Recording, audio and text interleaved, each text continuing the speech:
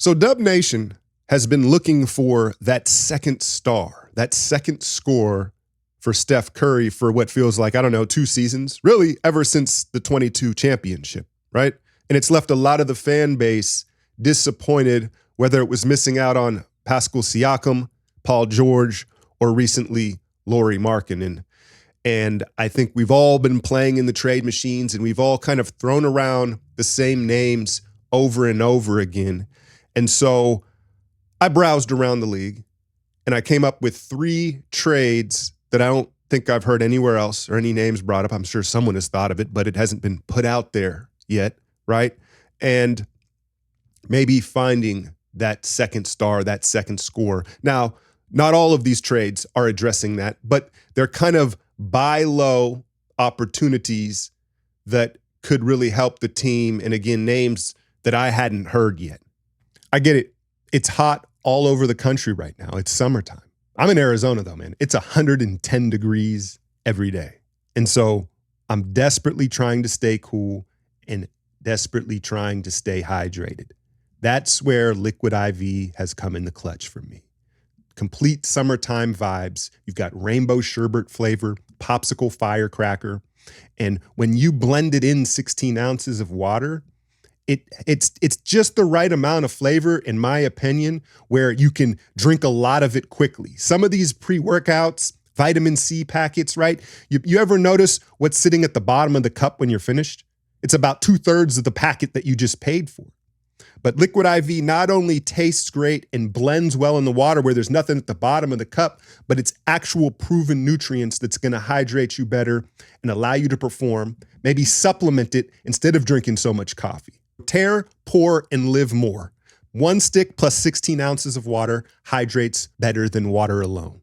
So indulge in hydration with Liquid IV this summer. Get 20% off your first order of Liquid IV when you go to liquidiv.com and use code alchemy at the checkout. That's 20% off your order when you shop for better hydration today using promo code alchemy at liquidiv.com.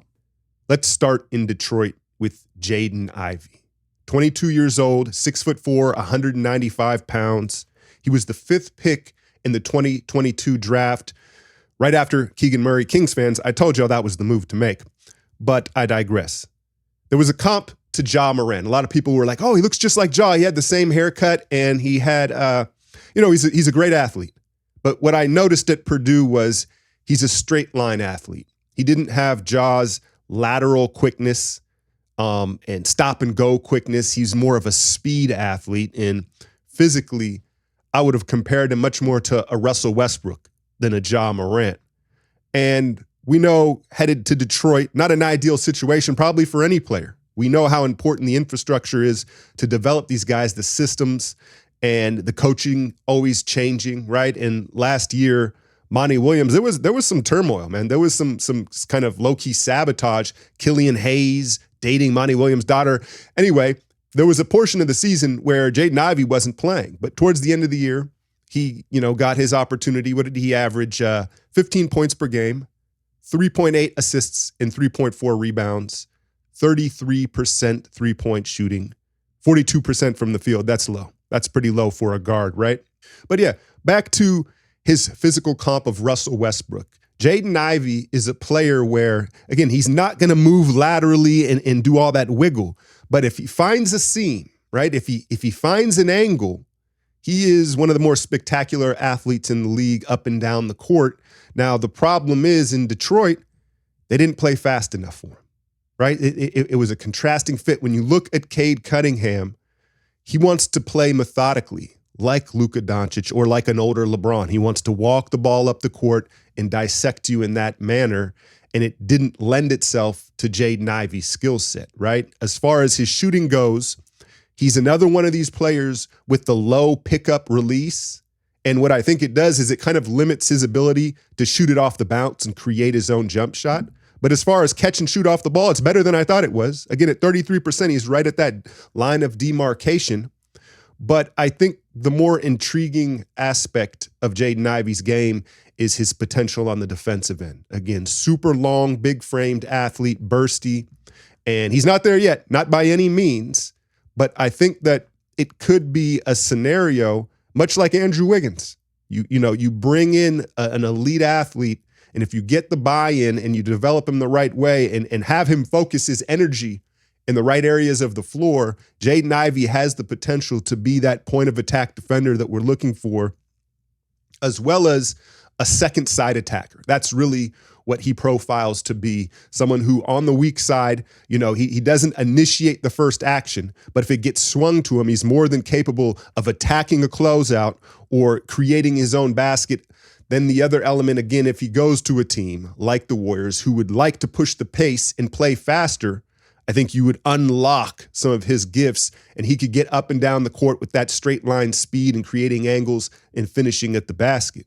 And so you say, well, okay, why does Detroit want to move him? And again, he and Cade don't fit. Cade wants to play slow. Ivey wants to play fast. Ivey doesn't shoot the ball well enough in a half court to spread the floor for Cade Cunningham. You know who does? Moses Moody. You know who played high school basketball with Cade Cunningham down in Florida? Moses Moody. And so could you trade Moses Moody? Guy Santos would have to be involved here salary-wise, and then I don't know, would they want to pick perhaps in compensation? And again, a buy low scenario on a dynamic athlete that could be Wiggins 2.0 if you get the buy-in. Now, you remember part of the hype of him coming out of Purdue and part of his story was he was coached by his mom for most of his life. She's a high-level, does she coach in college? I forget where she's at now, but he's a coach's kid. And by all accounts, a great kid. And so I would expect full buy-in if he were to get the opportunity to come play with Steph, come play in a faster-paced offense, right, where it will take advantage of his skill set. And again, defensively, he has the tools to be the guy we're looking for. And Cade gets reunited with Moses Moody. Mind you, Detroit just gave Cade that 240, 20, whatever, he was due, because what else are they going to do, right? But Moody spaces the floor. They already have a built-in chemistry, and Moses gets finally an opportunity. So I think it makes sense for both sides. I'm not saying that, Ivey's going to be that second scorer for Steph, but again, a buy low move that makes us younger, more athletic, and potentially, the ceiling is very high still on Jaden Ivey. Second name, what about Grant Williams? Grant Williams is still only 25 years old. He's still only 25, right? I think we all know Grant Williams kind of rubs people the wrong way, right? But again, at just 25, maybe after being exiled by two contending teams, now champion team in the Celtics, right? He watched those finals. Those were his two last teams, right? So if that's not a wake-up call, I don't know what is. But he was exiled to Charlotte very early in the season from Dallas, and that was Dallas's big acquisition in the offseason. Myself included, I was like, dang, that's a good move by them, right? He's going to fit in perfectly.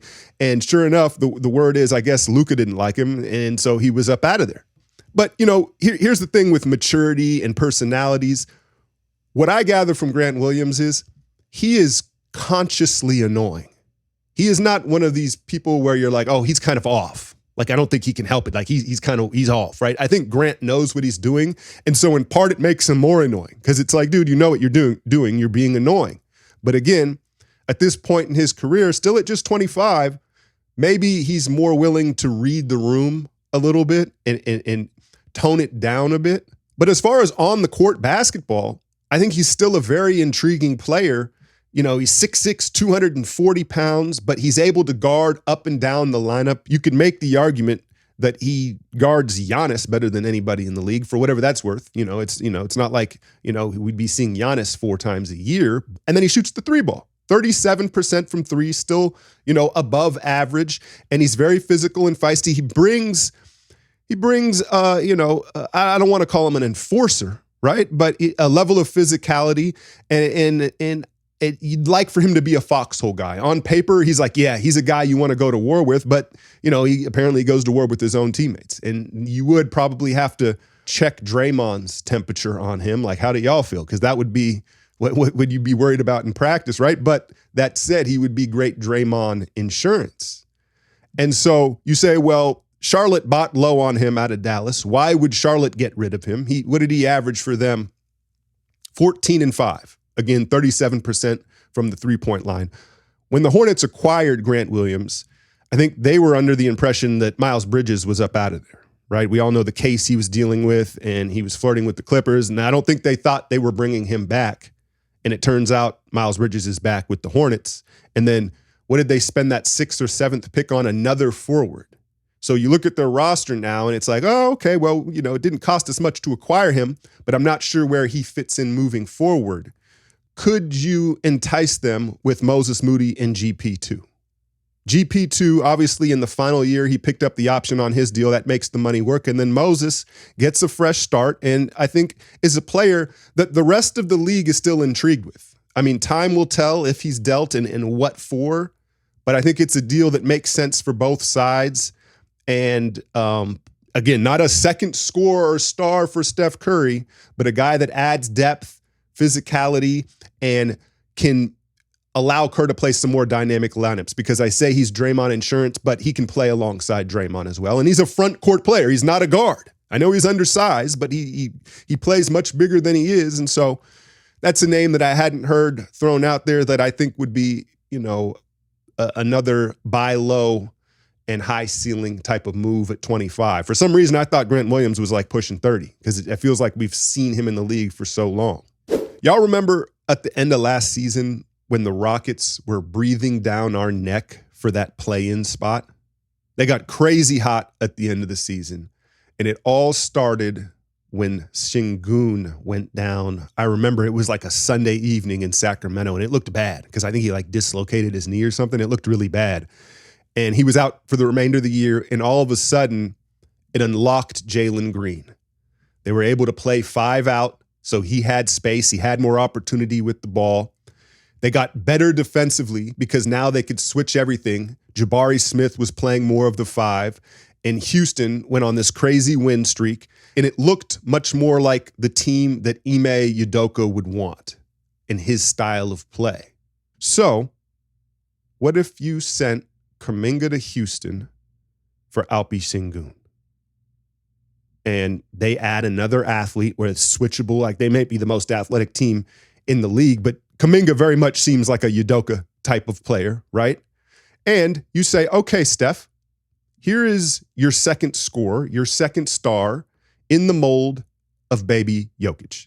Now, those of you not familiar with Alpy, as they call him's game, he's 22 years old, 6'11", 250 pounds, averaged 21, 9, and 5.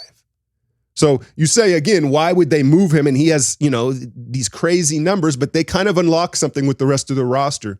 They may have to choose between he and Jalen Green. And so maybe we can have the Jalen Green conversation, the Bay Area native, right? So maybe that would be their choice.